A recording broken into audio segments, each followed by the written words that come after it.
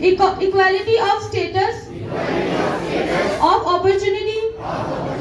and to promote among them all, fraternity assuring,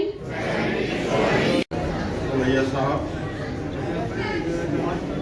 हमारे तंजीम के schedule caste cell के सदस्य जनाब गौतम साहब, हमारी तंजीम के ही सीनियर वाइस प्रेसिडेंट लोकसभा के महेंद्र सिंह जी, साबका चेयरमैन सेंट्रल कोऑपरेटिव बैंक, हमारे ओबीसी सेल के सदर जनाब देवी साहब, देवी साहब, रामलाल, ट्रेजेडी, इससे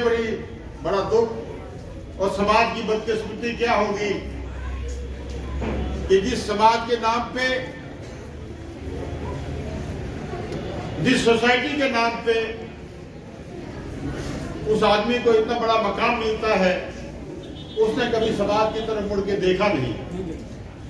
सबसे बड़ी कमजोरी हमारी यही। आज जो मसाइल हैं, जो परेशान चाहूंगा बड़े एहतराम से, इज्जत से, कि हमारी कोई दूसरा कौन सुनेगा जब हमारे अपने लोग ही बात नहीं सुनते हैं। जब हमें खुद अपनी बात करने में हमें डर लगता है, शर्म आता है, तो इस समाज को खुद इकट्ठा होना है और इस समाज को खुद आगे निकल के अपने हुकूक